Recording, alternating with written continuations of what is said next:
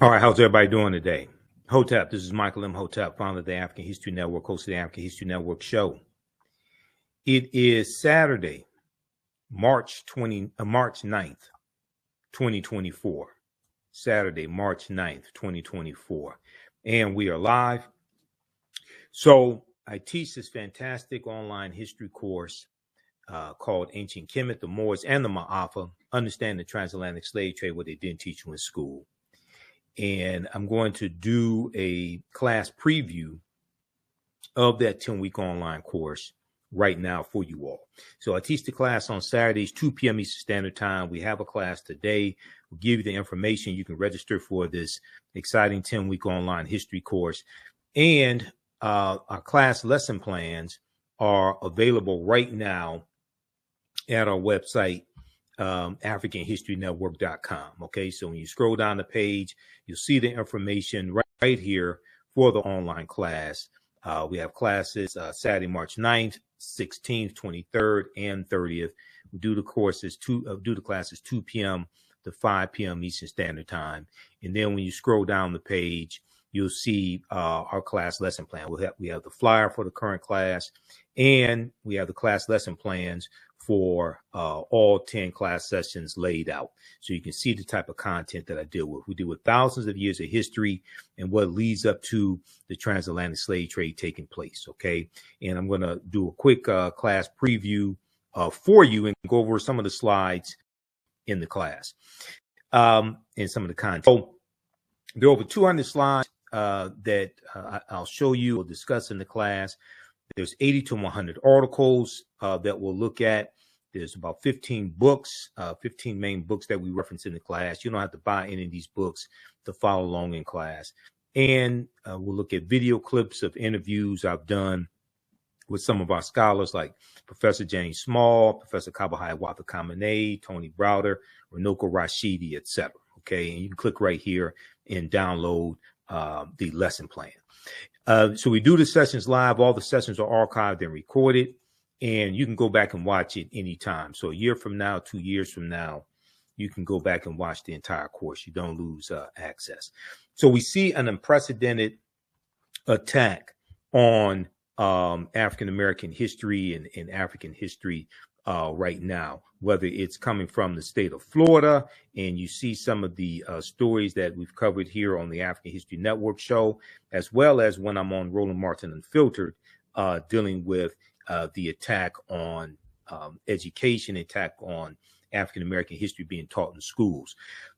We see this article from CNN.com. College Board hits back at Florida's initial rejection of AP African-American Studies course and admits it made mistakes in rollout. We talk about the attack from Florida with the Advanced Placement African-American Studies class and the attacks coming from the Department of Education, Florida Department of Education. We know there was a march in Florida to protest the new social studies standards as well for middle school students that taught that some slaves were taught skills that they were able to use after they gained freedom or after slavery ended, etc. Okay, and they tried to present a softer side of slavery and that somehow slavery benefited some former slaves. So we dealt with that extensively on the African History Network show. This article here from Axios.com talks about how new rules are limiting how teachers can teach Black History Month. And this deals with the backlash of anti-critical race theory laws. There was an article from USA Today that dealt with mock slave auctions, racist lessons, how U.S. history class often traumatizes, dehumanizes Black students. And sometimes we see the way that these history classes or the way that different lessons pertaining to history are taught in some schools is traumatizing to African-American students. And then something that brought a lot of backlash was the, as I mentioned, the new social studies standards in 2023 coming from the Florida Department of Education. This article here from NBCnews.com, new Florida standards teach students that some Black people benefited from slavery because it taught useful skills. Okay, so we've dispelled a lot of this misinformation here on the African History Network show pertaining to that.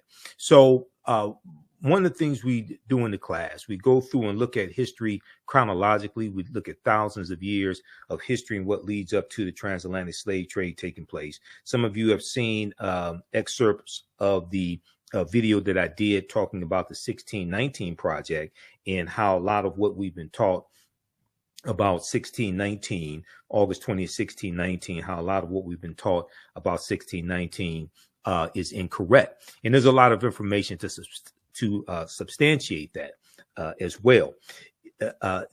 What's left out of the conversation oftentimes is the date 1526, because you had the Spanish taking Africans into the territory we call South Carolina and Georgia to try to set up a settlement. And this was 93 years before August 20th, 1619 in Jamestown, Virginia, even though August 20th, 1619 did happen. And at that time, you didn't have codified slave laws in any of the existing colonies. OK, and the first of the British, the first of what would be the 13 colonies that has codified slave laws is Massachusetts in 1641. This historical marker right here at Point Comfort in Virginia, Fort Monroe in Virginia notes the arrival of the first Africans in Virginia. And there's a good article that we look at in the class called "Much of What We've Been Told About Virginia's 1619 First Africans is Wrong." This is from VirginiaMercury.com. And those 28 Africans who were originally on a Portuguese slave ship called the San Juan Batista, they're going to be brought into Point Comfort in Virginia, and actually Hampton, Virginia, on the White Line and the Treasurer pirate ships. And it's going to be 20 and odd Africans on that White Lion pirate ship, an English pirate ship, that are going to be traded for food and water and supplies, etc. Okay, so one of the things that we do in the class, like I said, we go through and look at this history chronologically, and we look at the pyramid principle. Two of my teachers, Dr. Leonard Jeffries and Professor James Small, when they teach, they talk about the pyramid principle. And if we look at a pyramid has three sides. The foundation of the pyramid is African history and culture. And it's African history and culture that gives us our VIPs, our values, our interests, and our principles. It gives us a cultural paradigm to see reality through. And it influences the two sides of the pyramid, economic empowerment and political empowerment. Economic empowerment and political empowerment. And the economic empowerment influences how we engage in economics, whether we use white capitalism dressed up in red, black, and green, or whether we use systems like the cooperative systems, which we have a history of using. And these are principles that we brought with us from Africa as well. So, a lot of times when I do presentations, I have to spend like the first 20 minutes just dispelling myths, dispelling misinformation, because there's so much misinformation floating around out here, even though there's an overabundance of accurate information. Check out this article here from the Washington Post called "Before 1619, There Was 1526, The Mystery of the First Enslaved Africans and What Became the United States." The mystery of the first enslaved Africans and what became the United States. This is from the Washington Post, September 7th, 2019. You know that 2019 was the 400th year anniversary of August 20th, 1619. Now, Spanish explorers brought 100 slaves to a doomed settlement in South Carolina or Georgia within weeks. The subjugated revolted, then vanished. But we also have to understand that African people were the original people of North, Central, and South America. Okay, so we look at work from Dr. David Imhotep, who was a friend of mine, and we know he's an ancestor now. He passed away in 2023, but he wrote the book, "The First Americans Were Africans, Documented Evidence." And it deals with the African presence in America dating back at least 51,700 years, who were the Khoisan. The Khoisan have the oldest DNA on the planet. So we can't start looking at our history in slavery. Okay, we have to deal with thousands of years of history that leads up to the transatlantic slave trade taking place. So when I put together the introduction to this class and it's laying out the curriculum for this class, because I put together the curriculum, been studying history 33 years now. I said we can't start studying our history in slavery. Even when we study the transatlantic slave trade, which is important to study, we can't start in 1619 or in the 1440s when the Portuguese get involved. We have to understand the history chronologically and deal with the 800-year occupation of Europe by the Africans known as the Moors, who enter into the Iberian Peninsula, today known as Spain and Portugal, from North Africa in 711 AD. So I've been teaching this class on and off since 2007. It has evolved immensely since then, and I'm happy now that I've been able to put the entire class to lay out the course lesson plans ahead of time, and we have that at our website, AfricanHistoryNetwork.com, and you can download and follow along with us in class as we go through each class session. Now, this course not only deals with the transatlantic slave trade, but thousands of years of history that leads up to the transatlantic slave trade taking place. Now, this is extremely important to understand because your level of understanding of politics is directly related to your level of understanding of history. Your level of understanding politics is directly related to your level of understanding of history, especially, I would say, the last 500 years of history, specifically history from 1800 through, say, 1968, 1970, okay, up until today, but especially that critical 168-year period of history, all right? So we deal with that in this course, Ancient Kemet, the Moors, and the Maafa, Understanding the Transatlantic Slave Trade. And in the second class that I teach, which is Black resistance movements from the Haitian Revolution, U.S. Civil War, Civil Rights Movement, and Black Power Movement, 1800 to 1968. All right, so you can register for this class. Right now, we teach the class on Saturdays, 2 p.m. Eastern Standard Time. We have a class today, and our next class sessions are Saturday, March 9th, the next one, and we have it here, right here on the homepage of our website. Let's go back to the website. How's everybody doing today? Give us a thumbs up, give us a like, give us a heart on this broadcast. How you like this type of information? We have class sessions coming up Saturday, March 9th, 16th, March 23rd, and March 30th, okay? And they will continue after that as well until this class concludes. And you can click right here on register here to register for this class. It's on sale $80 right now. It's a $130 value. And as soon as you register, you can watch the previous course sessions because they're all on demand, okay? All right, let's continue. Now, these are some of the slides, some of the actual slides from the class. It took a lot of effort to really put this course together, develop it to the point where I really want to get it. Now, August 20th, 2019 marked the 400th year anniversary of the 29 Africans who came into Point Comfort on August 20th, 1619 in what would later be called the colony of Virginia. This year was known as the Year of Return, as many African Americans were and continue to reconnect to Africa and traveling to Ghana and other West African countries. When we discuss the transatlantic slave trade, we have to first understand that African people are the original people of North, Central, and South America and have been in the land we call the United States of America at least 51,700 years. So when I say things like that, or when other, scholars say things like that, other historians, a lot of times people don't know what we're talking about or think we're saying the transatlantic slave trade didn't happen or what have you. No, that's not the case at all. Yes, the transatlantic slave trade happened, but you have to understand thousands of years of history leading up to the transatlantic slave trade taking place. Okay. And I realized this, years ago. even before I started teaching this class, I realized we have to deal with this chronology of history.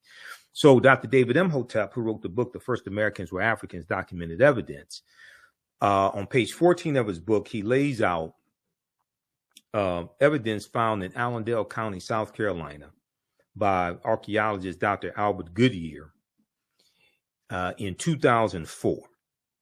And Dr. Albert Goodyear and his team, they found 13 different types of evidence that thoroughly document an African presence in the land that we call the United States of America, dating back at least 51,700 years. Okay. They found artifacts, architecture, campsites, carvings, Egyptian writings, footprints in lava, genetic M174D haploid groups dealing with DNA and genetics. They found linguistics, paintings, skulls, skeletons, structures, and tools. Okay. They found 13 different types of evidence that thoroughly document an African presence here. Now, these Africans were the Khoisan. Okay. This is before Europeans come into existence. Well, let me rephrase that. This would be before any European civilizations, and this would be before Native Americans come into existence. We know we have Africans migrating out of Africa into Europe 50, 60,000 years ago, getting trapped in the Worm Ice Age, WRM, the Worm Ice Age. Okay. If we look here at this article from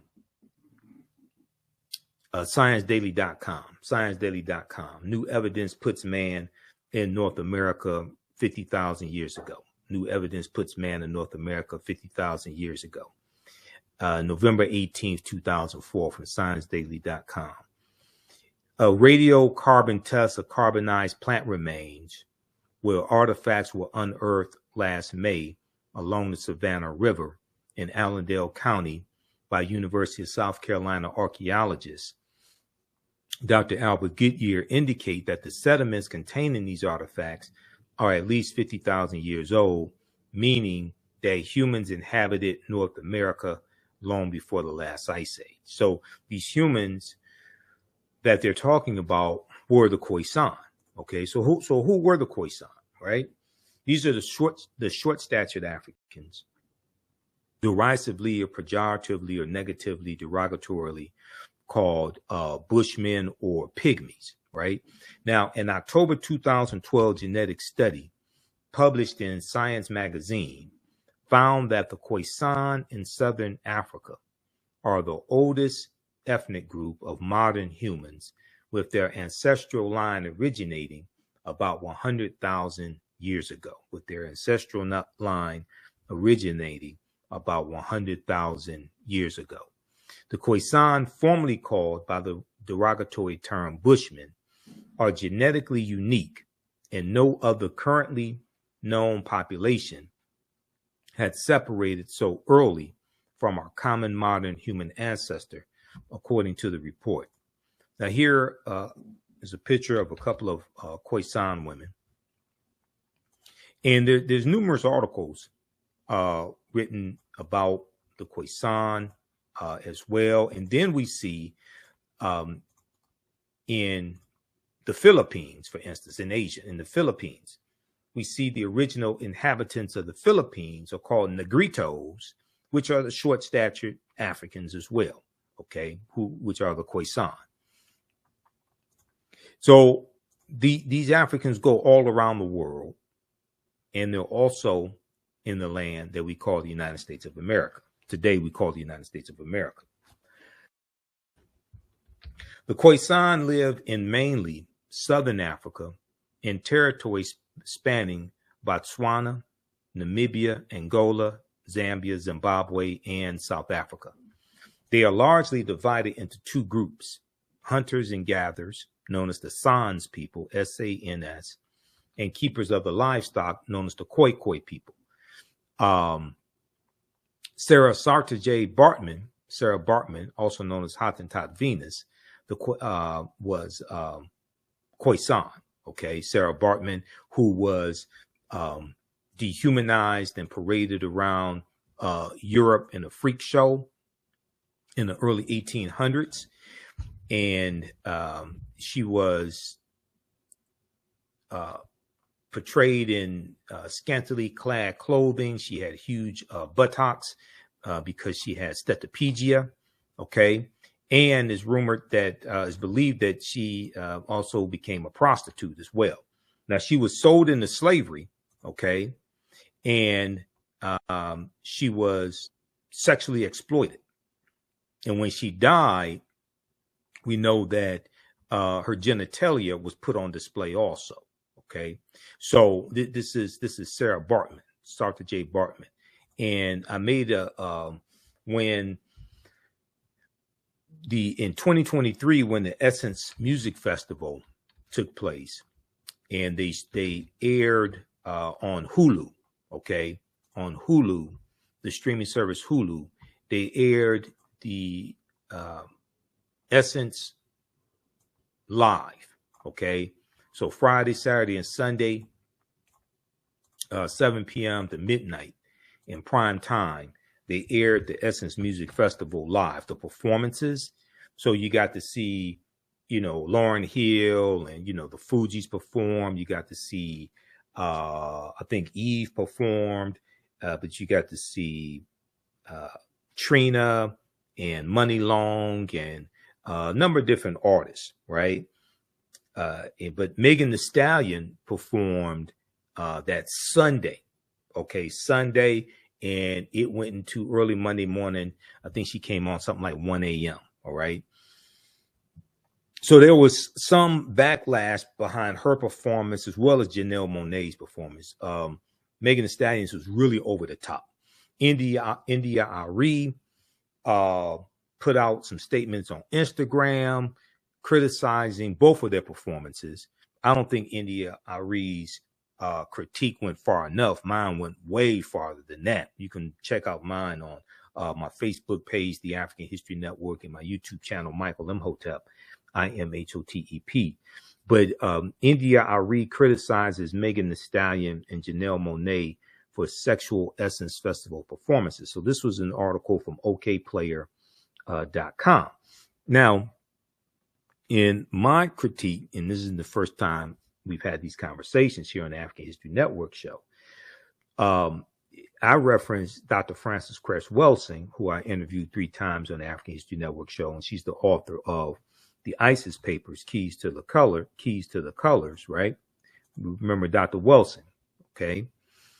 Dr. Welsing said, we're the only people on this entire planet who have been taught to sing and praise our demeanment. I'm a bitch, I'm a hoe, I'm a gangster, I'm a thug, I'm a dog. If you can train people to demean and degrade themselves, you can oppress them forever. You can oppress them forever. You can even program them to kill themselves, and they won't even understand what happened. Okay, so she's absolutely correct. All right, and this is what happens when you have people who've been stripped of their history, culture, language, spiritual systems, folklore, mores, etc.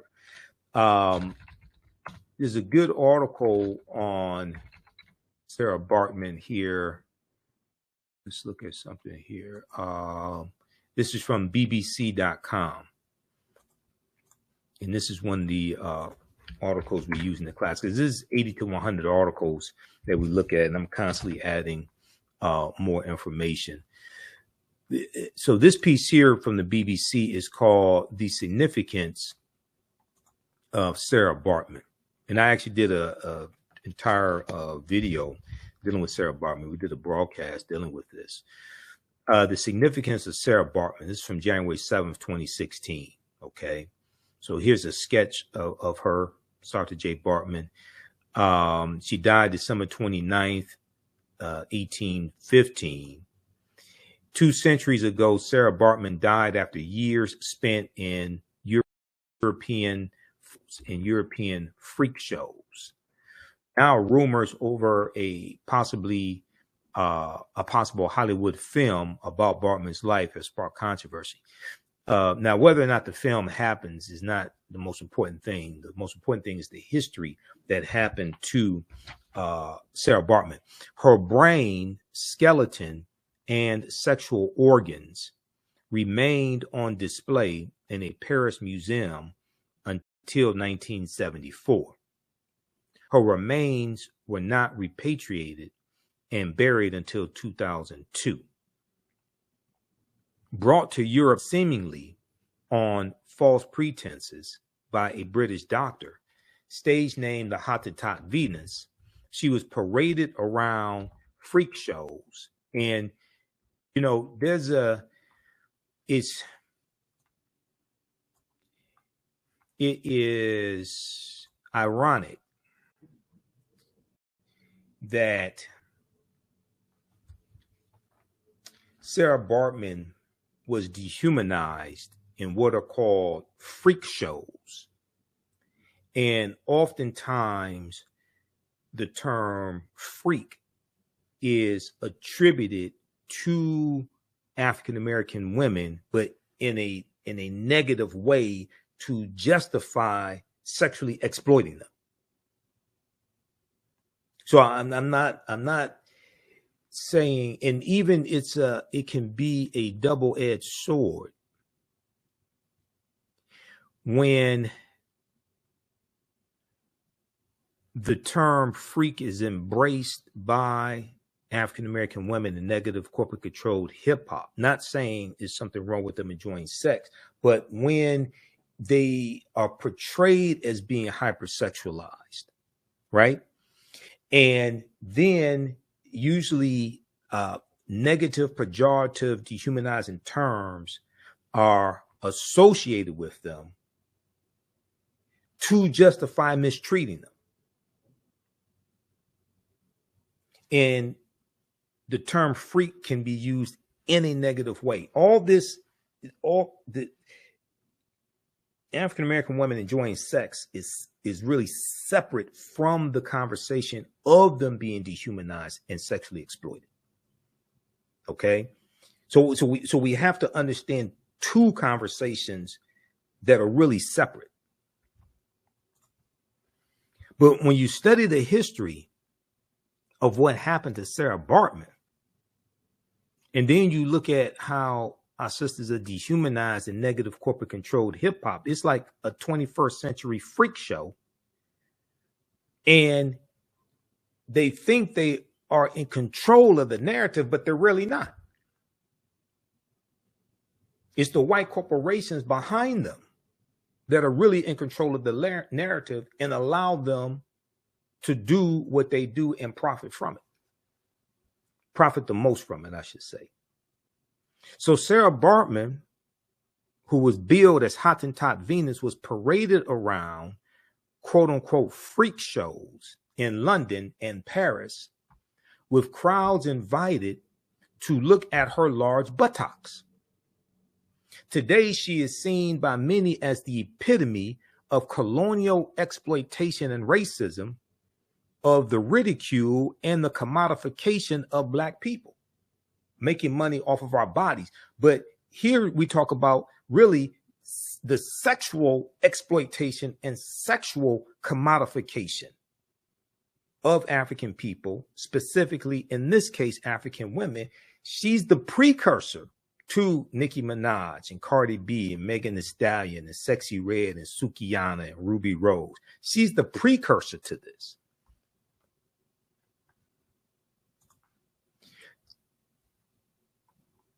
Okay, so if we continue, let's see. Hold on, I'm going to get past this Beyonce stuff. Sara Baartman's life was one of huge hardship. It is thought she was born in South Africa's Eastern Cape in 1789. Her mother died when she was 2 years old, and her father, a cattle driver, died when she was an adolescent. She entered domestic service in Cape Town, South Africa, after a Dutch colonist murdered Sara Baartman's partner, with whom she had a baby, and the baby died. In October 1810, although illiterate, Sara Baartman allegedly signed a contract with English ship surgeon William Dunlop, D-U-N-L-O-P, and mixed race entrepreneur Hendrik Caesars, in whose household she worked, saying she would travel to England to take part in shows. The reason was that Sara Baartman, also known as Sara or Sartije, had what was called steatopegia, resulting in extremely protuberant buttocks due to a buildup of fat. She had extremely large buttocks as well as thick thighs, okay? And Europeans were fascinated by this, and large breasts, and Europeans were fascinated by this. These made her a cause of fascination when she was exhibited at a venue in London's Piccadilly Circus after her arrival. Quote, you have to remember that at the time, it was highly fashionable and desirable for women to have large bottoms, so lots of people envied what she had naturally without having to accentuate her figure, says Rachel Holmes, author of The Hottentot Venus, The Life and Death of Sartije Baartman. Okay. On stage, she wore skin-tight, flesh-colored clothing. Skin-tight, flesh-colored clothing, as well as beads and feathers, and smoked a pipe. Wealthy customers could pay for private demonstrations in their homes with their guests allowed to touch her. The rest of this, we talk about Sara Baartman in the class, okay, and then also somewhat in the second class that I teach, because the second class deals with history from 1800 to about 1970. The significance of Sara Baartman. Now, I think it was last week in class we talked about. It was last week or the week before we talked about Sara Baartman in class, and I dealt with something that we talked about on the African History Network show before. And I don't know how many people saw this or remember this, but there was a statue of Nicki Minaj at the Madame Tussauds Wax Museum. Okay, Madame Tussauds Wax Museum. And there were a few articles written about this, and one article was written when about the wax museum in I think it was in Europe, and then one the wax museum in Las Vegas, if I remember correctly, because there are a few different articles written a few years apart on this. The statue shows her bent over, and it is a scene taken from the Anaconda video. The Anaconda video from Nicki Minaj, viewed over 100 million times on YouTube. And I'm going to try to pull this up here, because some of these articles they took down. Madame Tussauds, Las Vegas. Okay, this is some of the articles that were out. They took down, but I was able to still find some of these. Let's see here. But what happened was, some patrons going to see the exhibit were sexually abusing the wax statue. Okay, some of them were sexually abusing the wax statue to the point where they were humping the statue. You had, and I saw pictures of this in different articles that came out at the time, right? They were humping the statue, throwing money at it like she's a stripper. Like, let's see, let's go to some of these pictures here quickly. like this one right here.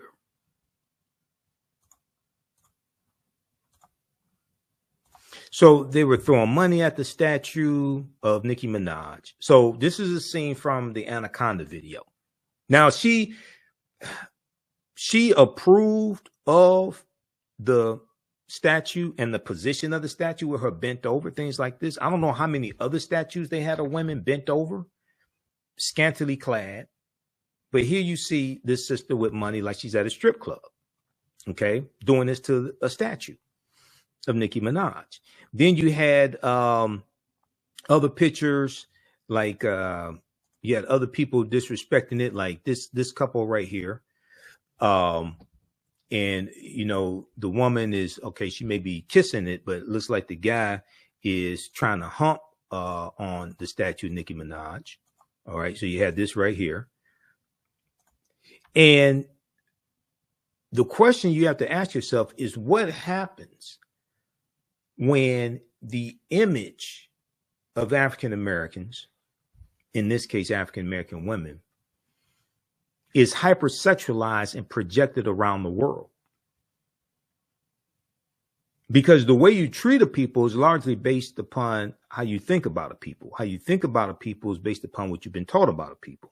What you've been taught about a people is based upon everything you've read, heard, and seen about a people. So when you study Sara Baartman, Sara J. Baartman, right, and how she was sexually exploited, you see that that's the precursor to the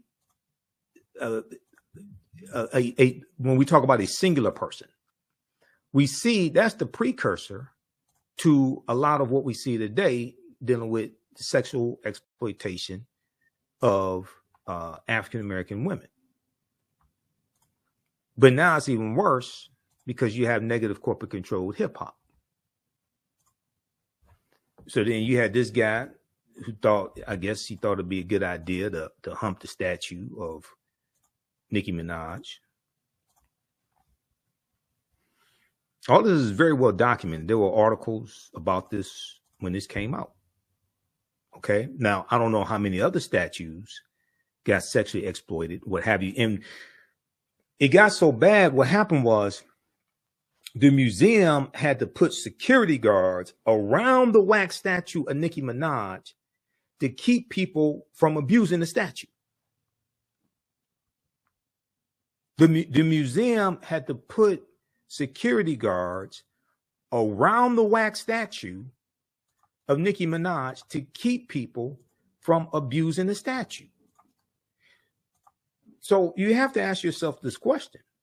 Well, if people think it's all right to abuse a statue of a black woman whose image has been hypersexualized, then what would stop them from abusing black women who they perceive to be hypersexualized as well? Now, this article here from USA Today, Nicki Minaj's Madame Tussauds wax figure has fans confused. Does Google not exist? Now, this is a later article. This is from January 8th, 2020.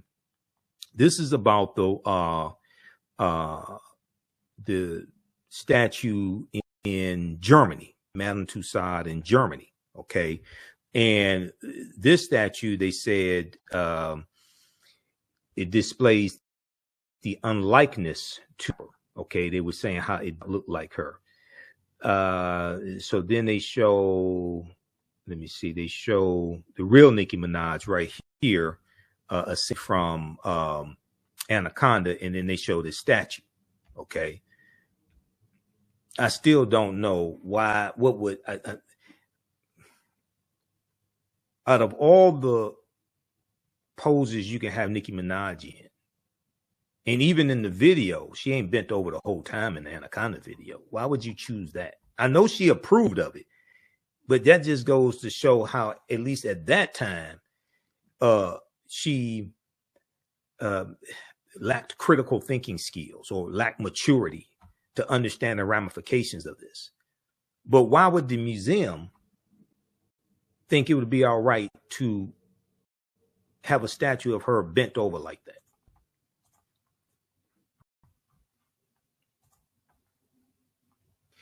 Okay, so we take you throughout history. How's everybody doing? Give us a thumbs up, give us a like, give us a heart on this broadcast.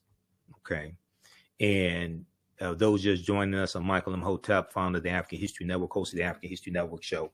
We're doing a quick overview of this 10-week online course that I teach, where we deal with thousands of years of history and what leads up to the transatlantic slave trade taking place. The name of this class is Ancient Kemet, the Moors, and the Maafa, Understanding the Transatlantic Slave Trade. And you can register for this class at our website, AfricanHistoryNetwork.com, where we have a wealth of information.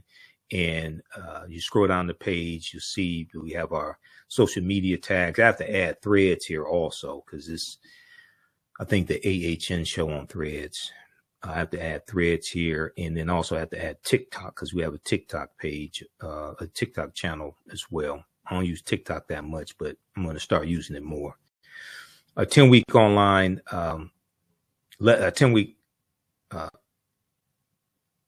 the lesson plans for our 10-week online course are here, and you can download them here also, so you can see the content that we cover, and just click on register here to register for this course.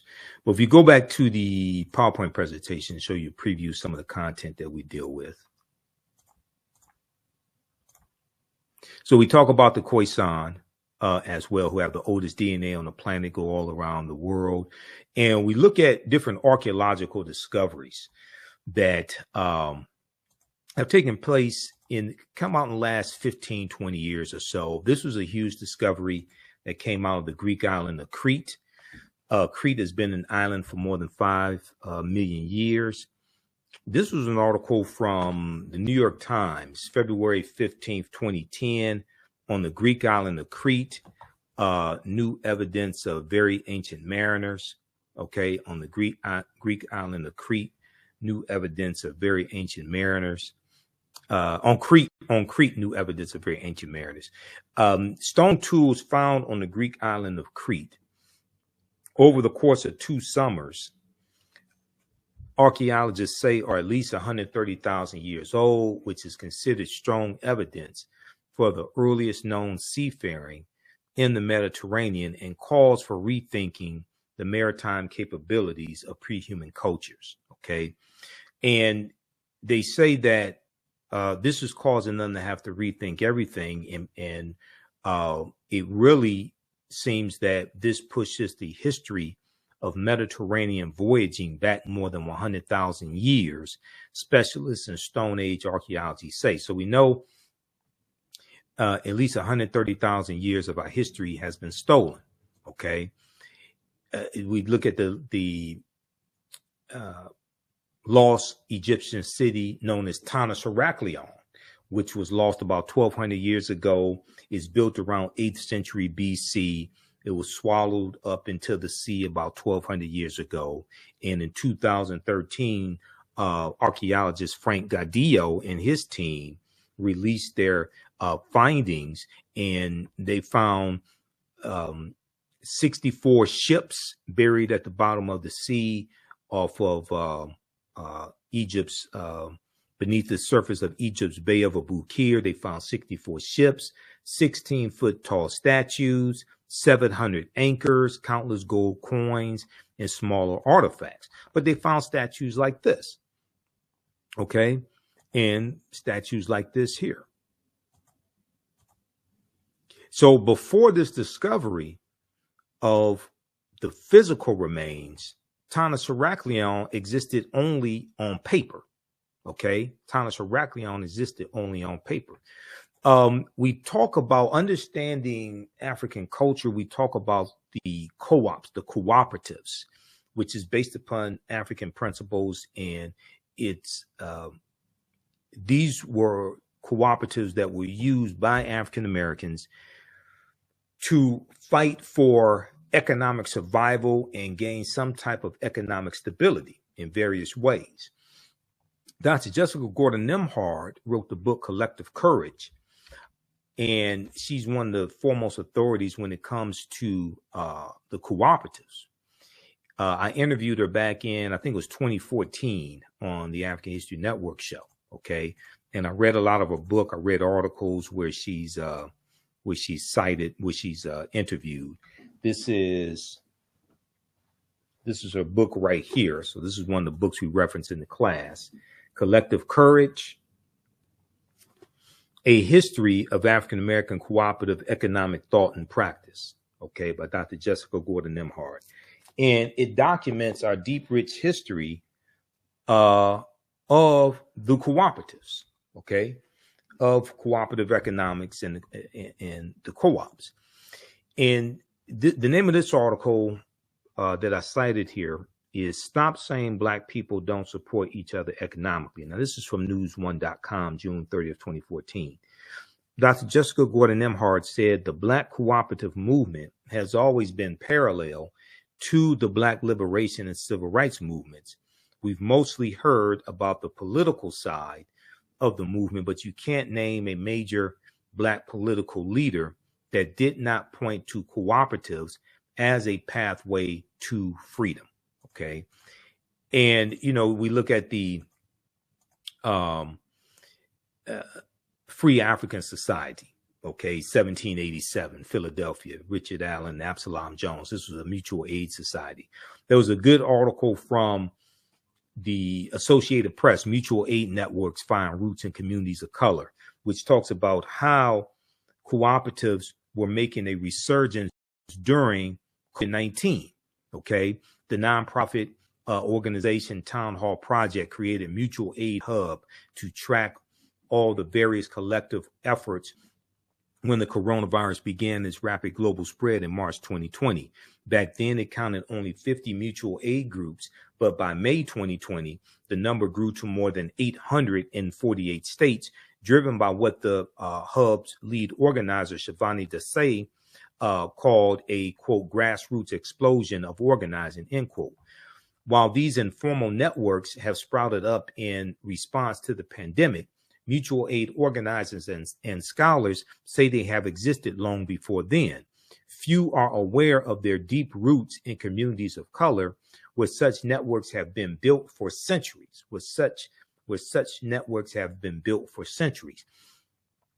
Quote, the concept of cooperating and pooling resources within a community is rooted in communities of color, end quote, said Margot Dalal, D-A-L-A-L, executive director of Detroit Community Wealth Fund and an Indian American woman. Dr. Jessica Gordon Nimhard, author of Collective Courage, said Black mutual aid societies date back to the 1700s. Free Black Americans pooled resources to buy farms and land, care for widows and children, and bury their dead. Many started credit unions when banks would not serve them. Sociologist and civil rights leader Dr. W.B. Du Bois wrote about enslaved African Americans pooling money to buy each other's freedom. Okay, wrote about enslaved African Americans pooling money to buy each other's freedom. So we have that in our history. Okay, and these are concepts that we brought with us from Africa, the whole cooperative concept. The African Union Society in Rhode Island was established in 1780 as the first Black mutual aid society on record, Dr. Jessica Gordon Nimhard said. The second was the Free African Society, which was founded in 1787 to provide aid to freed slaves who were denied resources by white institutions. One of the most famous examples of mutual aid are the Black Panther survival programs from the late 1960s, through which members distributed shoes, transported elders to grocery stores, offered breakfast programs, and more. In many major cities, more than half of the African American population were part of at least one mutual aid society by the 1800s. Well over half of the societies Dr. Jessica Gordon Nimhard has researched were started and ran by Black women who continue to be vital in mutual aid networks.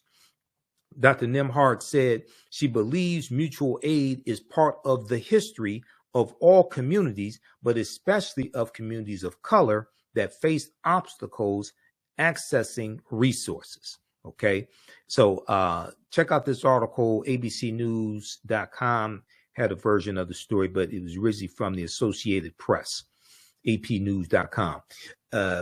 Mutual aid and co-ops are a way for groups that have faced discrimination to have some level of economic stability. Part of my work is to remind African Americans that mutual aid is part of their history too, Dr. Jessica Gordon Nimhart said. Okay, so it's important really to understand that, because that is history coming from African culture, and these are elements of African culture that we brought with us to this country. Okay, there was a discovery in an article from yahoonews.com that dealt with the father of all humankind is 340,000 years old. The father of all humankind is 340,000 years old. And this dealt with a man named Albert Perry in South Carolina. And when Albert Perry died, his family got his DNA analyzed, and they found that his Y chromosome, which is handed down from father to son, they found out his Y chromosome dates back to an ancestor 338,000 years ago. Okay. There was an article from New Scientist, March 13th, 2013, entitled "The Father of All Men is 340,000 Years Old." And it talks about this discovery. And Albert Perry shows that his Y chromosome dates back 330,000 years ago, even though the oldest known fossils of modern man date back 195,000 years ago. This is shocking because all previous DNA samples date back between 60,000 to 140,000 years ago. This is causing geneticists to have to rethink everything. And when these archaeological discoveries come out, and discoveries dealing with DNA and all different types of things like this come out, they cause the scientists and paleontologists and archaeologists to push the timelines back. You know, Juvenile had the song in 1999, "Back That Thing Up." They keep having to back that thing up. They keep having to back the timelines up. There's numerous archaeological discoveries that we look at in this class. One of them is dealing with how we're older than we thought. New find pushes human origin back 100,000 years ago. Now, this is not from a conspiracy theory website. This is from NBCnews.com, June 7th, 2017. All the mainstream media outlets had articles about this discovery when it came out. And this deals with the discovery found in Morocco. Okay. And it deals with Homo sapiens. Okay. Modern humans evolved much earlier than previously thought, researchers reported. New discoveries at a rich site in Morocco show modern humans were hunting and probably cooking game animals 300,000 years ago. This is 100,000 years earlier than scientists have believed until now. 100,000 years earlier than scientists have believed until now. New discoveries and new dating methods show that, in fact, many of the bones belong to modern Homo sapiens, and they lived as far back as 300,000 or 350,000 years ago. The earliest previous Homo sapiens bones date back 195,000 years ago, and they're from clear across the continent in modern Ethiopia. Taken together, the findings show modern humans were dispersed across Africa long before anyone ever thought. Okay, the deeper they dig, the blacker the planet gets. The more research they do, the older we get. And they realize that we're much older than we've been told. They realize they have to push the timelines back. But also, African people were here in the land we call the United States of America long before Native Americans came into existence, long before Europeans traveled to North America, traveled to the Caribbean. Okay. And this is what Dr. David Imhotep lays out in his book, The First Americans Were Africans, Documented Evidence. When we look at the African presence in Asia, the earliest modern human, Homo sapiens sapiens, populations of Asia were also of African birth. Here we are speaking of the diminutive Africoids, the extremely important and much romanticized family of Black people, phenotypically characterized by unusually short statures, skin complexions that range from yellowish to dark brown, tightly curled hair, and in frequent cases, like many other African people or Black people, steatopygia, okay, like Sara Baartman had. They are probably more familiar to us by such pejorative terms as pygmies, negritos, and negrilos. Similar peoples who live today in Southern Africa have been titled Bushmen. More accurate names for these latter people are San, translated as original inhabitants. Okay, so we see Africans throughout Asia, and when we look at the first inhabitants of the Philippines, right? These are the Negritos, the short-statured Africans. There's an article from face-to-faceafrica.com. And let's see if I can pull this up here. I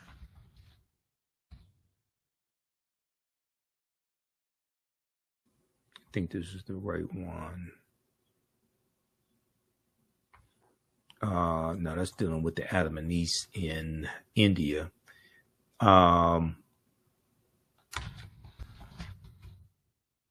See what the name of that one, dealing with the Philippines. Oh, yeah, these Native Africans, I think this is it right here. These Native Africans were the original inhabitants of the Philippines. So this is from face-to-faceafrica.com. So how y'all like this type of information? Give us a thumbs up, give us a heart, give us a like on this broadcast, and register for this 10-week online history course that I teach. We get deep into this history. And like I said, all the sessions, we do them live, but they're all archived and recorded, so you can go back and watch them anytime. Let me close this video out here.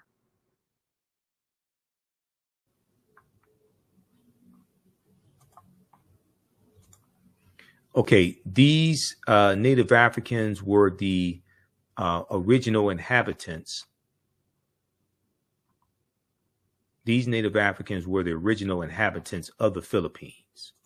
Now, this is from October 26, 2018, this article, face-to-faceafrica.com.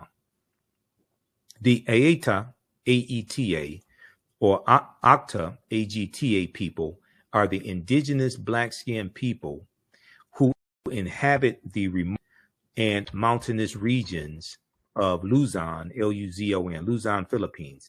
The Aeta are under the bracket of Austronesians, groups in Southeast Asia and East Africa that speak languages belonging to the Austronesian language family. Austronesians also reside in South Africa, Suriname, Mauritius, and some portions of the Andaman, okay, the Andaman Islands, like the Sentinelese. The Aeta are also considered to be Negritos, name given to them by Spanish conquerors. They have dark brown to extremely dark brown skin, kinky and curly hair, which ranges in dark brown to blonde, small noses, dark brown eyes, and possess short height. Okay, so read the rest of this article here, but they show you some of the Negritos. They show you some of the Aeta. Okay, and these are descendants of African people. These Native Africans were the original inhabitants of the Philippines.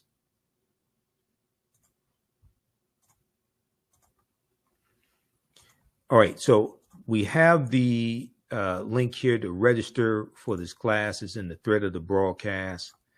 Who still needs to register for this 10-week online history course? Now, the content is PG-13. You can use this information with your children also. It's engaging. We show video clips. We have book references. I'll show you the book references on the screen also. The class is not overly graphic. I don't do a lot of cursing or anything like that. Okay, so it's not that type of class. Okay, so we post information there. Now, here's an excerpt of an interview that I did with Tony Browder. And this deals with the purpose of the pyramids and why the pyramids were built. Okay, and we explore this in the class also. Let's look at this. And pyramid is a Greek word. Okay, contrary to popular belief, pyramid is a Greek word.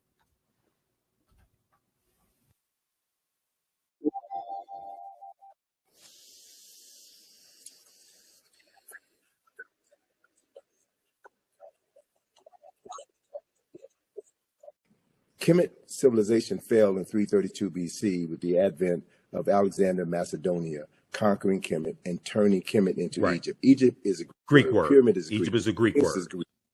So most of the names of African places and things and people have been changed by non-African people. So if you don't know the original names, you'll never be able to understand the history, the culture, the science, the philosophy, and the concepts as they were originally created. Let me give you one example of that. Pyramid is a Greek word, which means little flat cake, like a pancake. The original word for that structure is mir, M-I-R. And the word mir means the place of ascension. So mir, there are no bodies buried in any pyramids of mir in the entire Nile Valley. None, zero. So anytime anybody tells you that the pyramids were tombs, that is a lie, whether it's an intentional lie or unintentional lie based on ignorance. Mir were always built over tombs. The tombs were underground. So the word mir means the place of ascension. The place of ascension. And the purpose of a mir was to facilitate the ascension of the soul buried underneath it into heaven, where that soul would be reborn. And they were very specific about where in heaven a soul would go to be reborn. So the first text which documented this journey of the soul into the afterlife was carved in the burial chamber of a tomb known as the Pyramid of Unas, right? So it's in his burial chamber where you find the oldest written religious documents in the world were inscribed on the walls of this particular tomb. That talks about the soul, that talks about the process for the salvation of the soul, that talks about the judgment of the soul, and the place where souls go to be reborn. So the framework for Western religions can be found in the Nile Valley. So it's important to reclaim the names. It's important to understand chronology and history. So in that context, Alexander of Macedonia conquered Kemet in 332 BC. And the word Egypt derived from the name Ha-Ka-Ptah, which is the temple of the spirit of Ptah in the city of Mennefer, which was later renamed Memphis by the Greeks. And so that word Ha-Ka-Ptah became Egyptus, which was Latinized and became Egypt. That's how that word devolved, not evolved, it devolved because it lost its essence through the evolution of the word. And so once Alexander conquered Kemet, then he became so enamored by the 3,000 years of historical knowledge that he had inherited by virtue of conquest. And so he no longer referred to himself as Alexander, son of Philip of Macedonia. He called himself Alexander, son of Ammon, son of Amen, the unseen presence of God Almighty, which is a upper Nile Valley concept, right? And so the Greek rulers then descended from Alexander's line. And Cleopatra is the last of these Greek rulers. So Cleopatra, for all intents and purposes, Cleopatra was not African. She was not Kemetic in the literal sense of the word. And so my thing is, don't get caught up in Cleopatra. There are other personalities of more historical and cultural significance who we should be focusing our attention on. So I would bypass Cleopatra discussion and focus on Queen T, who was one of the baddest queens in human history. Right. She was one of the most powerful rulers on earth. She was the wife of Imhotep III, and their statue in the Egyptian Museum in Cairo is the largest statue in that building. And anyone who looks upon that statue could see the nationality or the race, if you will, of who these two African people were. And it's very clear that we understand the chronology. Queen T was the wife of Amenhotep III. The son was Amenhotep IV, who changed his name to Akhenaten. And Akhenaten's son was the person that we call King Tut. So if you understand the history, understand the chronology, you can focus your attention on subject matters that are more worthy of discussion than Cleopatra. Not to dismiss her summarily, but Cleopatra is about as significant as Meghan Markle. I'm just saying. Right. Context is everything. Context is everything. Right. So look at, and there, thank you for that image of Queen T. Now, that's a very small image of Queen T. And what I would also suggest those of your listeners who live in New York, go to the Metropolitan Museum, the Met Museum, and you'll see an image of Queen T in the Met Museum. But that image of Queen T has half of her face destroyed. And there was an article that was written in the 1970s that was an attack against African-centered scholars. And Asa Hilliard brought this knowledge to our attention. The people from the New York Times had interviewed him as part of this same debate that folk are having right now about Cleopatra and African history. And Asa Hilliard showed this image of Queen T. And this image of Queen T, I love it so much because it reminds me so much of my dear friend, Dr. Francis Chris Wilson, with the afro, the stern look, and a woman who was clearly in control of herself and her destiny. So Asa referenced that face of Queen T in the Metropolitan Museum with half the face knocked off. So they had an opportunity, the New York Times had an opportunity to tell the truth, but they chose not to. Right. And so these are the games that we're playing with. And we have to, be very careful about who we get our information from. We should read everything, but read everything with a critical eye so that you can discern when someone is being deceptive. You can discern when you're being immersed into aspects of the truth so that you can ground yourself on the truth and not be led astray by arguments or false narratives that are designed to neutralize your strength, your power, and to waste time. Yes. We really don't have any time to waste. Yeah, absolutely. All right. So that is, that's an excerpt of a fantastic interview I did with Tony Browder back in April 2023. And in this 10-week online course, I show you excerpts of different interviews. One of the things we do, we look at some excerpts of different interviews that I've done with some of the scholars, because, I've been doing the African History Network show for 14 years.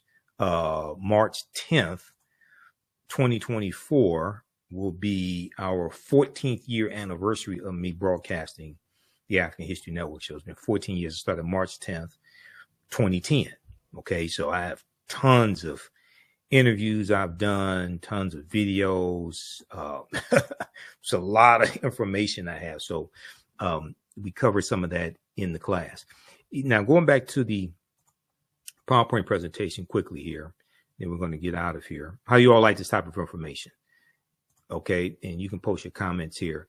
We look at some different African civilizations. We look at Abyssinia and Nubia or Ta-Nehisi, ancient Kemet. We look at, Ghana, Songhai, Mali, but we look at civilizations that Europeans try to claim as their own, and Nubia is one of them, okay, which existed from 4500 BCE before the Common Era to 500 Common Era AD. And Nubia is basically the mother of ancient Kemet, ancient Egypt. Ancient Nubia, also known as Kush, Kush, was a region along the Nile River located in northern Sudan and southern Egypt. So today, what is the northern portion of Sudan and the southern portion of Egypt was the area that was that was ancient Nubia. Okay, that region that was ancient Nubia, or the region of Kush. It was home to some of Africa's earliest kingdoms, known for rich deposits of gold. Nubia was a major trading port for luxury goods that came from sub-Saharan Africa, such as incense, ivory, and ebony. The first monarchy of recorded history was established in Nubia. The Nubians were also known for their exceptional archery skills that provided the military strength for their rulers. Kings of Nubia ultimately conquered and ruled Egypt for almost a century. Monuments still stand in modern Egypt and Sudan at the sites where Nubian rulers built cities, temples, and royal pyramids. In the 1800s, the Western world's interest in Nubia was awakened by the rediscovery of the ancient empire's monuments, which were reported almost simultaneously by individual British, French, and American explorers. Okay, so in the 1800s, you're going to see Europeans try to claim Nubia as a European civilization. Many of them found it difficult to credit indigenous Africans for building such a civilization. During the 1840s, German Egyptologist Carl Richard Lepsius asserted confidently that the Greek term Ethiopian, when referring to the ancient civilized people of Kush, did not apply to quote unquote Negroes,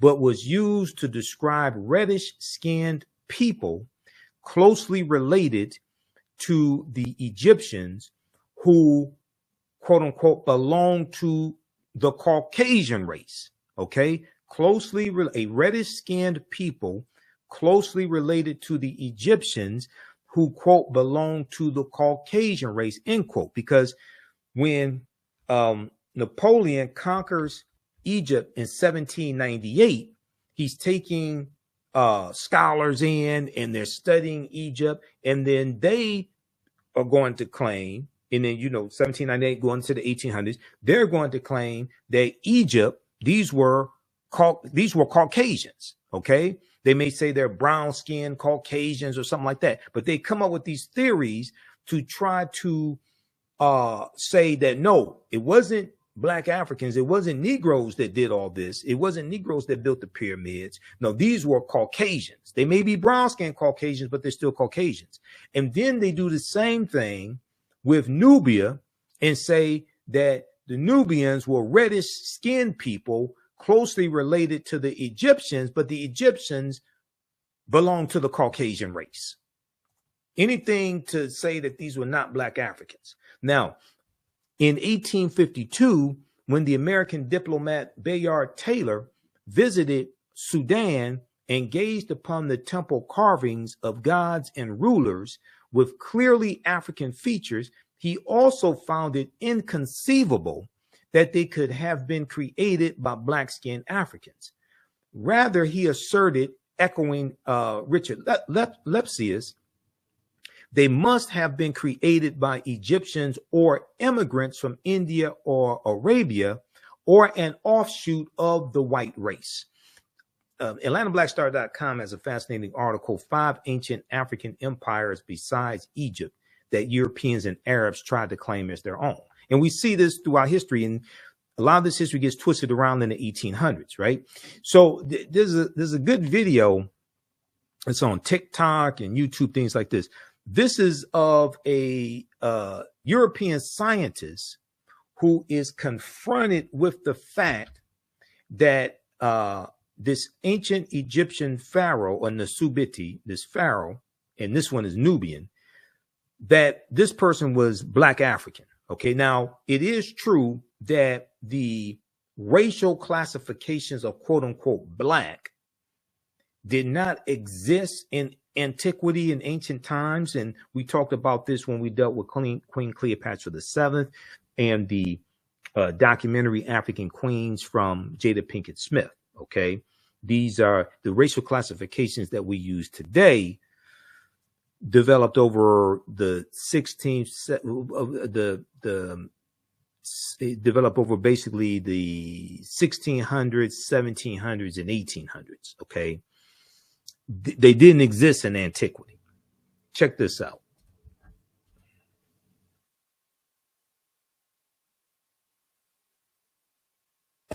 But the CT scan has one more surprise for Alejandro: Shemai's ethnicity.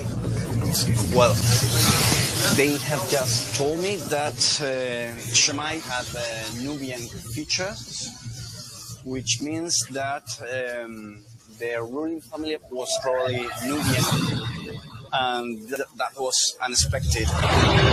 Examining Shemai's anatomy closely, the thickness of his bone, the shape of his nasal cavity, the anthropologists think he was a black African, likely from neighboring Nubia.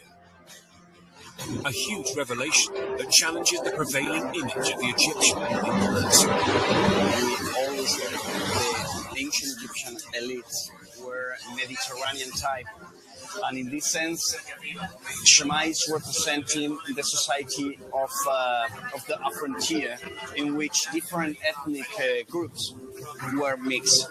At the end, it doesn't matter the color of your skin. Shemai was The archaeologist in the video is Alejandro Jimenez Serrano. He and his team found a tomb on the western bank of the Nile, opposite Aswan. And as you might have heard, the mummy was called Shemai. So who was Shemai? Not much is known about him, but the little that we know is that he was an ancient Egyptian official who... All right, so what happens is that the scientists, had a head-on collision with the truth, and it's things like this turn the archaeological world upside down. They cause the scientists to have to confront the truth that these were Black African people. These weren't brown-skinned Caucasians or anything like that, right? It causes them to have to confront the truth. We talk about the Olmecs in Mexico, and we cite some information from Dr. David Imhotep, the first Americans were Africans, who deals with the Mandinka Egyptian Olmec connection on page 82 of his book. We talk about Abubakari II traveling to the Americas as well in 1311 AD, 1311 AD, Common Era. We also look at there was another lost city of Egypt called Dazzling Aten, which in the last few years we learned about that lost city as well. Pharaoh Unas, Nusubiti Unas of the fifth dynasty. He has in his pyramid, you have the what would be called the pyramid texts, and these are like the oldest spiritual writings in recorded history. They're in the pyramid of Unas, of the fifth dynasty. He lived 2375 to 2345 BCE. So we take you throughout history, and one of the books we use Nile Valley Contributions to Civilization by Tony Browder. We use this book here, and you just saw an excerpt of an interview I've done with Browder, and I've interviewed Browder throughout the years. Fantastic book. Nile Valley Contributions to Civilization, but also Egypt on the Potomac, from Browder as well. And Egypt on the Potomac deals with how the layout of Washington, D.C.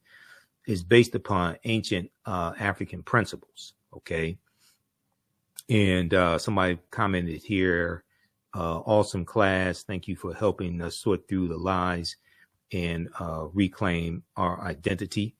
All right, so if you like to, now this is just a preview of the class. The class I teach at our online school. This is just a preview of the class.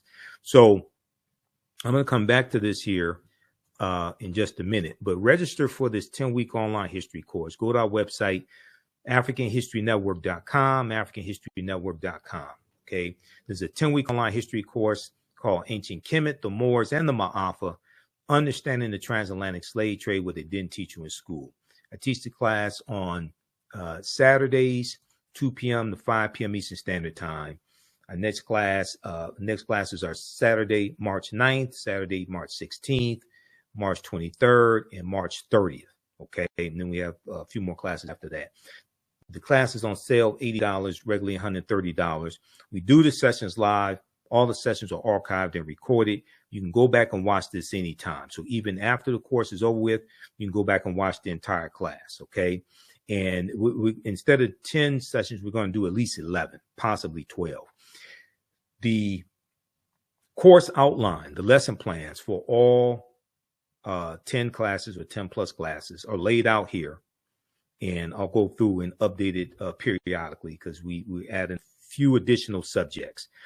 But we take you through our history. We deal with thousands of years of history and what leads up to the transatlantic slave trade taking place. So we deal with archaeological discovery that have come out in the last 10, 20 so. We deal with Egypt on the Potomac and how the layout of Washington, D.C. is based upon ancient African principles coming out of ancient Kemet, ancient Egypt. Kemet, one of the original names for Egypt, meaning land of the blacks. We look at the African origins of Star Wars and the Assyrian drama. There's an excerpt of an interview that I did with Professor Kaba Hiawatha Kamene, where we look at this information. We look at the Hannibal Barca and the Punic Wars, okay, and especially the Battle of Cannae, 216 BC. We look at Hannibal crossing the Alps, crossing the Pyrenees, 219 BC, but the Battle of Cannae, 216 BC. The Battle of Zama, 202 BC, where Hannibal Barca is defeated by Publius Cornelius Scipio, and Publius Cornelius Scipio takes the surname Africanus after he defeats Hannibal Barca at the Battle of Zama in 202 BC. Africa is not named after a Roman general. The Roman general took the surname Africanus after he defeated Hannibal Barca. And we know that Africanus is Latin, meaning belonging to Africa. It's Latin, meaning belonging to Africa. We look at the 800-year occupation of the Europes of the Africans known as the Moors, who take the teachings from the Nile Valley region of Africa into Europe, and this is going to bring Europe out of the Dark Ages. Okay, and we see the rise of Spanish conquest. We look at Christopher Columbus, and Columbus is essential to the expansion of the transatlantic slave trade and the exploitation of indigenous people and the exploitation of African people also. Okay, so we go through and look at this history chronologically. We also look at the fake Willie Lynch letter 1712. Willie Lynch never historically existed. Wish we would just throw the Willie Lynch letter in the garbage can where it belongs. It's ahistorical. There are words in the Willie Lynch letter that didn't even exist in the early 1700s. Okay, the sentence structure, the syntax is not what they is not coming from England. That's a 20th century sentence structure, and their words from the 20th century, from the industrial and the automotive industry, things like that are in that letter. That was written about 1970 by Dr. Kwabena Ashanti, who's come out and admitted he wrote the Willie Lynch letter, and is Professor Manu Ampim, who I'll be interviewing later this month, who exposed Dr. Kwabena Ashanti as the author of the Willie Lynch letter. It's a fraud. Dr. Kwabena Ashanti meant well, but I think it's done more harm than good. Okay, so you can register for that course at our website, AfricanHistoryNetwork.com. All right, let's continue here. And I posted the information here in the thread of the broadcast as well. You can also email us through the website if you have any questions. Right here where it says contact the African History Network, you can email us through the website right there. You can email us also, okay? And if you want to support us through PayPal or Cash App, let's see, we have a preview of the class here, and we have information for the African History Network show. Sundays, 9 p.m. to 11 p.m. Eastern Standard Time. Broadcast on my social media platforms. And we have our audio podcast on iHeartRadio, iTunes, Castbox, FM Player, TuneIn. It's about 9 different audio podcast platforms. Okay. And you can support us also through PayPal and Cash App right here.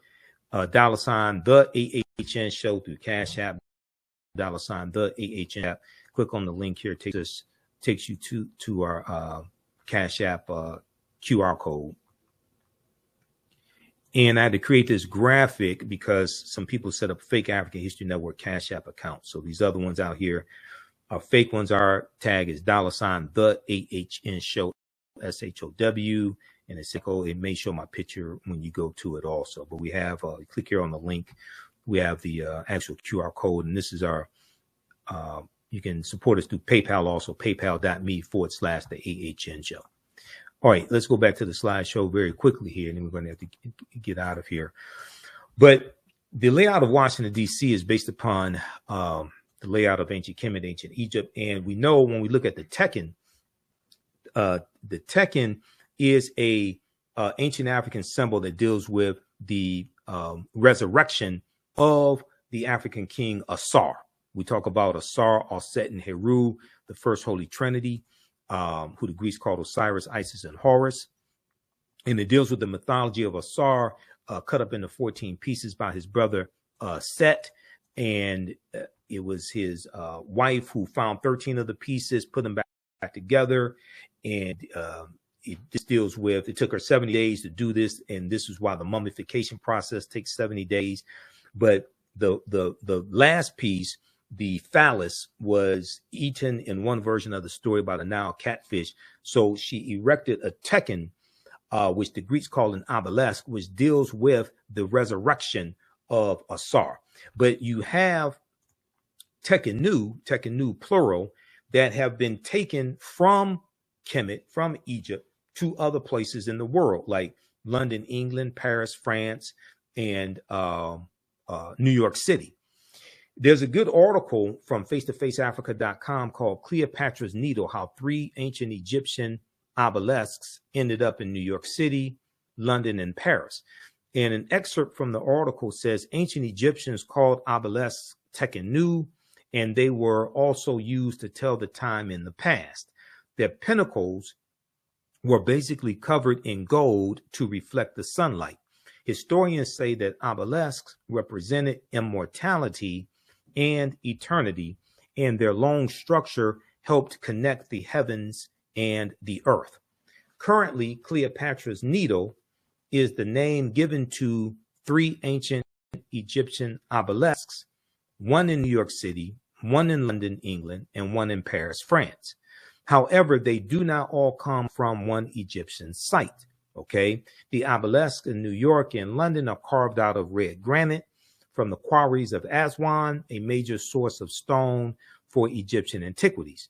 The 2 obelisks were commissioned by Pharaoh Nesubiti Thutmose III for the Temple of the Sun in Heliopolis near modern-day Cairo, with each weighing about 224 tons and standing 68 feet tall.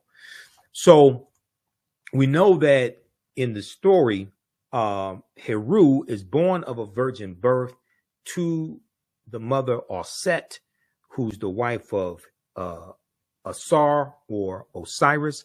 And Auset means she of throne, or she is throne. Okay, and she was the first queen of Kemet, or Egypt. There were approximately 1,200 Tekkenu built in Kemet in ancient times. Okay, and with the different Neteru, Neteru for plural or Neter for singular, who Europeans would refer to as deities or gods with a little g. The attributes of Auset were, she was associated with love and fertility, and she was oftentimes depicted with a throne on top of her head, because what determines who is going to sit on the throne in ancient Kemet, it came through the woman's side of the family. Okay. Some people say matrilineal. Professor James Small says matrifocal, but it came through the woman's side of the family. Now, there were approximately 1,200 tekenu built in Kemet in ancient times, but only about a dozen are found in Egypt today. Many of the tekenu were removed from Egypt and are now in Istanbul, Turkey, London, England, Paris, France, Berlin, Germany, New York, Rome, Italy, Vatican City, and elsewhere throughout the world. The tekenu are now called obelisks by their new owners, and few know their origin or that they symbolize the resurrection of the African king Asar. So page 17 of Egypt on the Potomac by Tony Browder, he talks about this, and that's one of the books we use in the class as a reference. Okay, you can buy these books if you want to, but you don't have to buy the books to follow along in class. The word Mason is derived from the Latin words mass and sun. Mason means child of light and expresses the desire to pursue light, which is a metaphor for the sun, which symbolizes knowledge. The term child of light or sons and daughters of light was first used to identify students who had completed 42 years of study in the temples of ancient Kemet. Many Masonic temples were modeled after the temples of Kemet, places where light or knowledge was imparted in a series of steps or degrees. Okay, so the whole concept of going to an institution of higher learning and getting your credentials in a series of degrees, associate's degree, bachelor's degree, master's degree, PhD, etc. That comes out of ancient Kemet. The liberal arts, the 7 liberal arts that George G.M. James talks about in Stolen Legacy, the rhetoric and the logic and arithmetic, things like this, that comes from the ancient Kemetic educational system coming from the Nile Valley region of Africa. And this is going to influence the European educational system, which was for the ruling elite, or maybe the top 10%. And it also influences the European secret societies or societies with secrets. Masonic temples are considered houses of light or temples of learning. The term Mason, which means child of light, is a direct reference to the highest degree of the Kemetic education system. The 33 degrees of instruction within Masonry represent a fraction of the 360 degrees of instruction that comprise the Kemetic system of education. Yet with less than 10% of the wisdom of ancient Kemet, Freemasons have held positions of influence and power throughout the world for over 200 years. All right, so we take you through our history and we look at different African civilizations. We look at African mythology, etc., and how it influences us today in society today. Things like the judgment scene, okay, where your heart was weighed on the scales of Ma'at, and Ma'at was the personification of truth, justice, righteousness, balance, harmony, order, and reciprocity. She was a netter that had wings and had an ostrich feather in her head, and this is where the concept of angels come from. The female winged deity or netter Ma'at, who is the personification of truth, justice, righteousness, balance, harmony, order, and reciprocity. And the 42 laws of Ma'at were the precursor to the 10 commandments. Okay. So then we look at the 800-year occupation of Europe by Africans known as the Moors. We'll look at things like Sinterklaas, which is the precursor, with Sinterklaas coming from the Dutch, is the precursor of Santa Claus, and Sinterklaas means Saint Nicholas in Dutch. But Sinterklaas had a sidekick named Zwarte Piet, Black Pete, who was a Moor. Okay, and this once again deals with the evidence of the African Moors all throughout Europe. We deal with things with like, why is Christmas celebrated on the 25th? Now, this may go outside the circumference of some people's awareness, but nowhere in the biblical text does it state that December 25th, that Yeshua or Jesus the Christ was born on December 25th. But this deals with the rebirth of the Son, not the S-O-N, but the S-U-N. There was a book that I bought back in 2011 from the American Bible Society. I saw this at CVS Pharmacy here in Detroit, and it was called the life of Christ, the life of Christ, rediscovering how his life, death, and resurrection changed the world. And on page 55, they asked the question, why December 25th? Why December 25th? And it says, in Christianity's early years, people debated when Jesus' birthday should be celebrated. Some Christians were against observing it at all, as they did not want Yeshua or Jesus compared to Pharaoh and Herod, whose birthdays were commemorated. But in the 4th century AD, Common Era, Pope Julius I made it official Christ's birth would be celebrated on December 25th. Now, December 25th was also considered the birthday of the Son, the S-U-N, okay, the Son of God, the S-U-N. Using the technology available at the time, ancient astronomers observed that on December 25th, the days started getting longer again. They recognized the date as the winter solstice, which occurs on December 20th or December 21st. Usually it could be December 22nd, early in the morning on December 22nd. The winter solstice is when the sun moves into its lowest point in its 365 and 1/4 day journey. It moves into its lowest point. It moves into the constellation of Capricorn, and on the winter solstice, so you have December 20th, December 21st.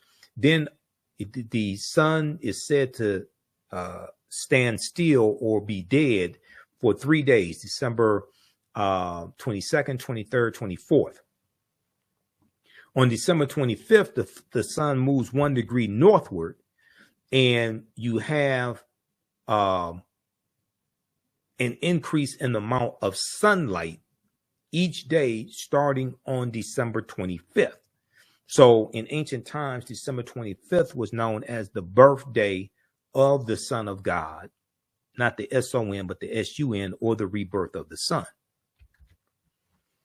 The Romans celebrated the birthday of the deity or god Sol Invictus. The prefix Sol, S-O-N, means sun, S-U-N. Sol Invictus, which means unconquered sun. They celebrated the birthday of the deity Sol Invictus, unconquered sun, on December 25th, or what would be the equivalent to December 25th on that calendar at the time. This is before the Gregorian calendar was introduced about 1582 by Pope Gregory XIII. The day was also recognized as the birthday of Mithra, the sun deity of the ancient Persians, and also as the birthday of Attis, an agricultural god worshipped in Asia Minor. By choosing December 25th, the church avoided upsetting the masses. No one wanted their festival canceled, so the church simply combined the new Christian holiday with pagan traditions. So this is why you have to understand the history behind these celebrations we've been taught to celebrate, and the pre-Christian origins of Christmas.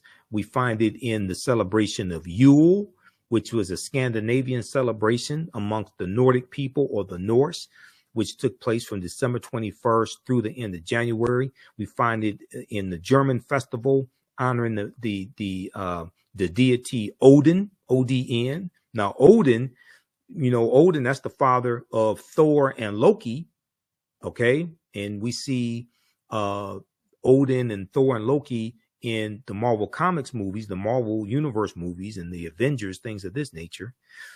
This was a midwinter holiday honoring Odin, And Wednesday was originally known as Woden's Day or Odin's Day. Wednesday has its origins dealing with coming from Nordic mythology. Okay, and Thursday was Thor's Day, coming from Nordic mythology, Scandinavian mythology. Saturnalia, the Roman festival of Saturnalia, in honor of the Roman deity of agriculture. The festival of Saturnalia was celebrated December 17th through December 25th. And the festival of Mithra, the ancient Persian deity in Asia Minor of Mithra, was celebrated December 25th through January the 1st. Okay. And the birthday of Mithra was also celebrated by the Roman elite. So all this history is connected together. Okay. And like I said, you know, and also, you know, we look at the movie Black Panther, because African culture and spiritual systems and mythologies all throughout the film Black Panther. Okay.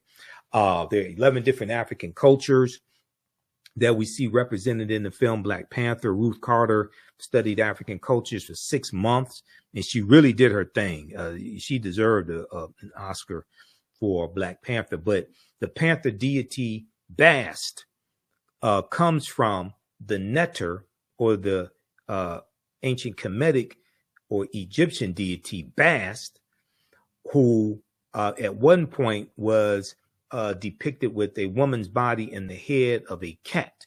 Okay. Ancient Egyptian goddess worshipped in the form of a lioness and later a cat. Bast, or Bastet, was the Neter of warfare in Lower Kemet, worshipped as early as the Second Dynasty around 2890 BCE. So we definitely look at analyze Black Panther, and the language spoken in the film Black Panther is isiXhosa, which is a Bantu language. Okay, just like Kiswahili is a Bantu language. And I had that slide. I saw that slide here somewhere dealing with the language spoken in the film. Yeah, and what is Bantu? Okay, Bantu is a group of 500 African languages that we see spoken from southern Cameroon eastward to Kenya and southward to the southernmost tip of the continent, going into South Africa. So isiXhosa. So Miriam Makeba, she spoke isiXhosa. Okay, the South African singer Miriam Makeba, she spoke isiXhosa. So when she was on the Cosby Show, she was teaching the children Xhosa words. Okay, and she had the in the Xhosa language, they have the click sounds in the Xhosa language. We also deal with the fact in the class that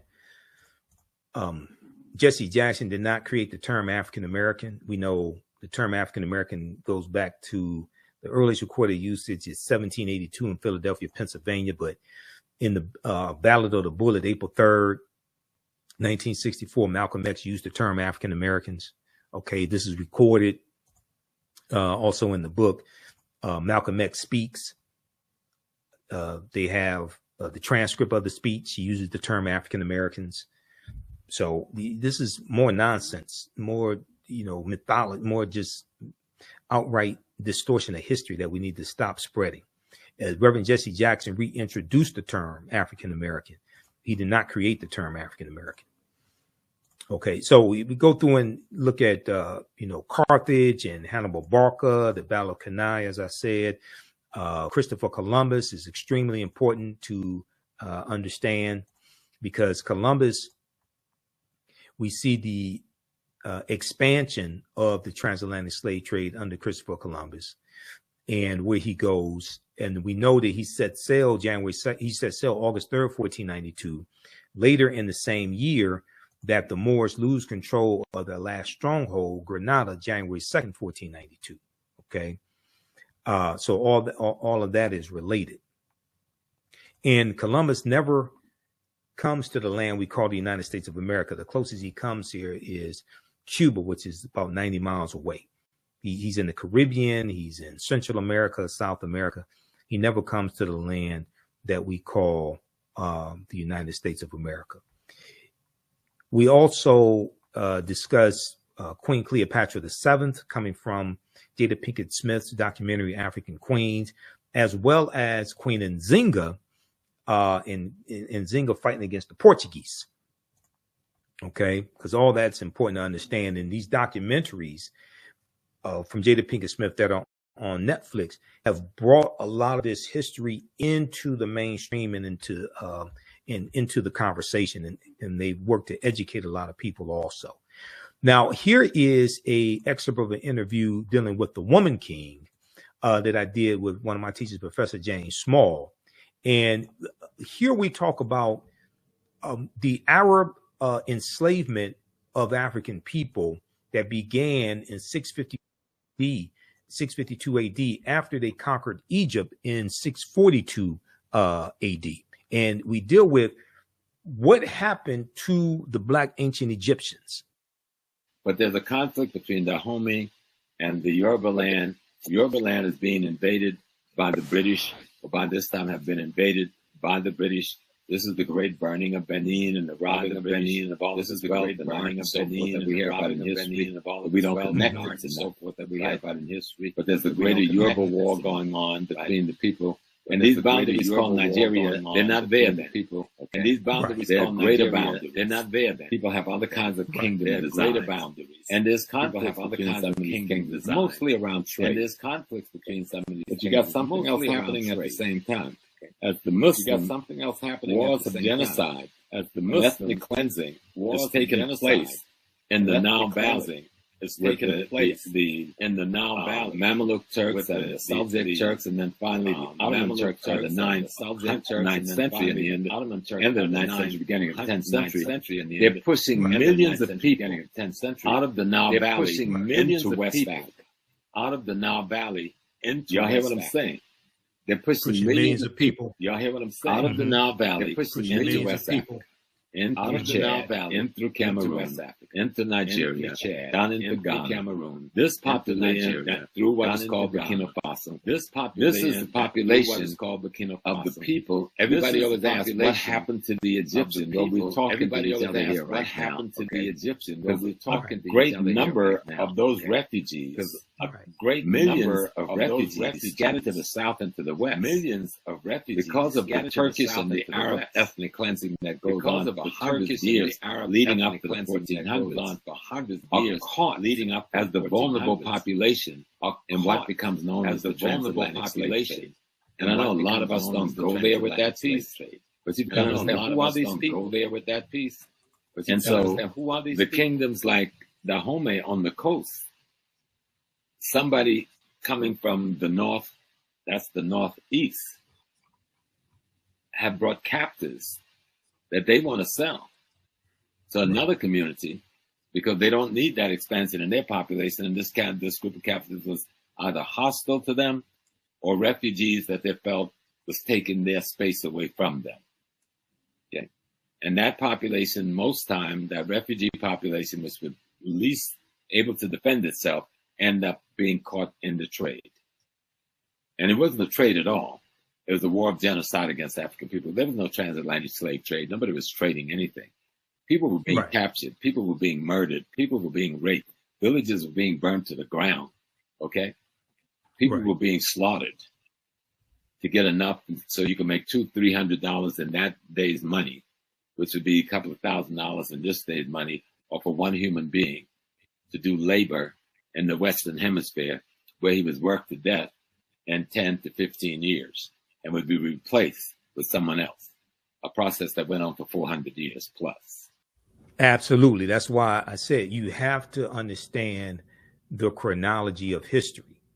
And if you've seen any of my presentations in the past, you've seen any of my lectures, things like that, Africans are pushed south. They're pushed, we look at the Nile Valley, they're pushed to the south, but also pushed into Central Africa and West Africa. The Dogon, for instance, of Mali and Burkina Faso, the Dogon come from ancient Kemet, ancient Egypt, that Nile Valley region. The Yoruba, okay, of Nigeria come from ancient Kemet. So there's a relationship between West Africa and the Nile Valley region of Africa, especially ancient Egypt.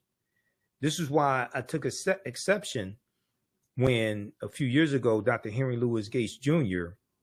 said that the pyramids in Egypt have nothing to do with Africans in West Africa.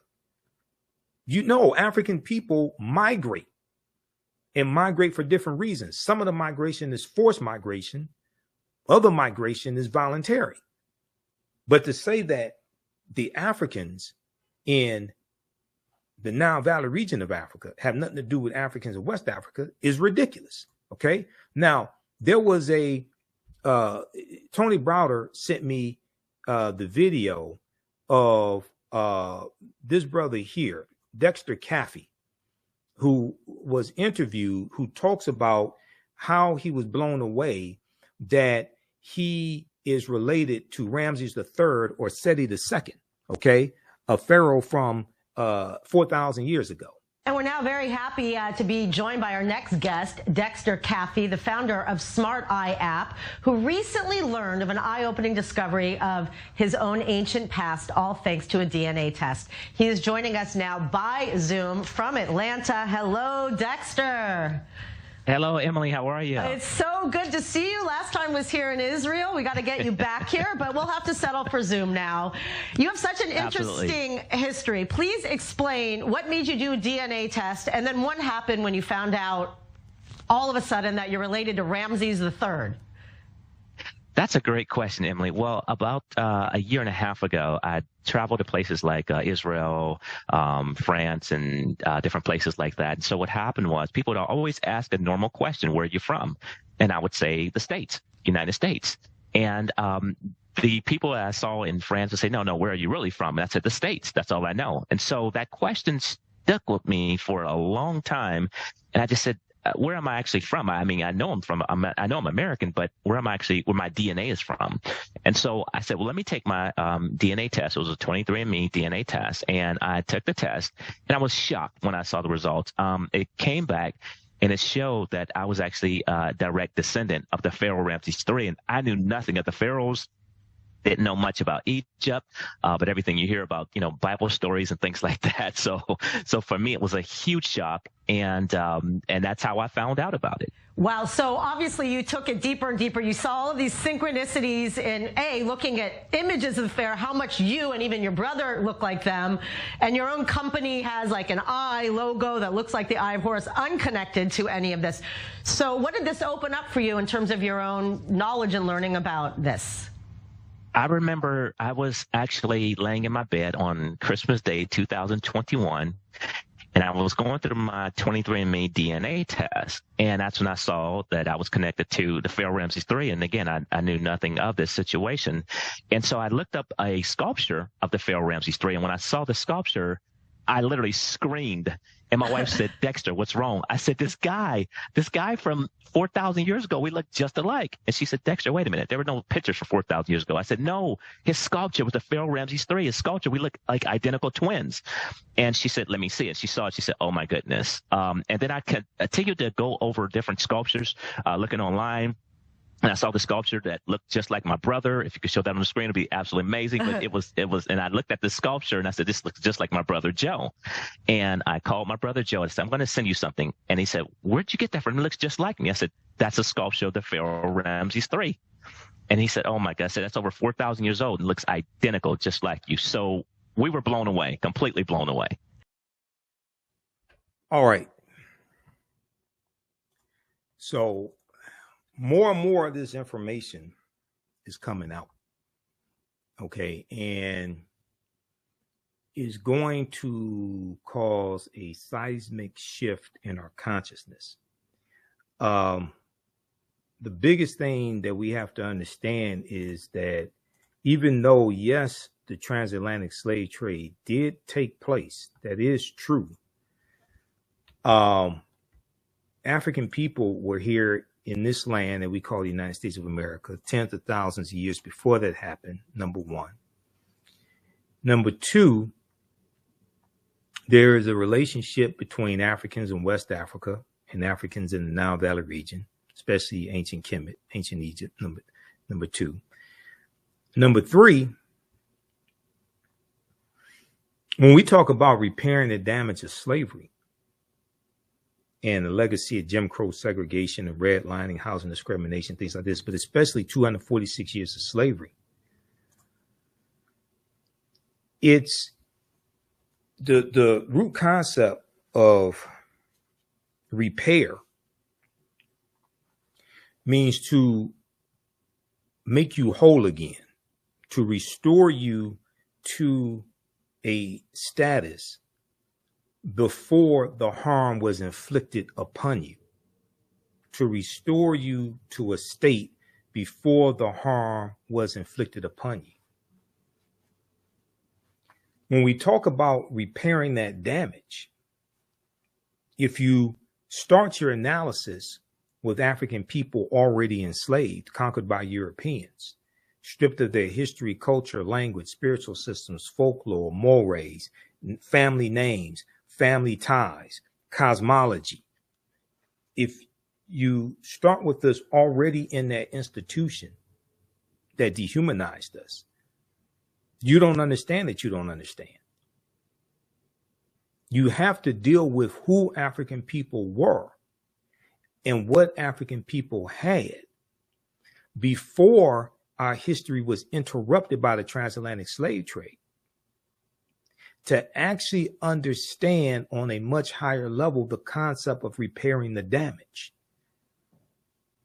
Because we have to reclaim our history, culture, language, spiritual systems, folklores, mores, names, cosmology, that cultural paradigm that gives us our foundation, that gives us our values, our interests, and our principles. And it's that foundation that influences our economics and our economic empowerment and our political empowerment.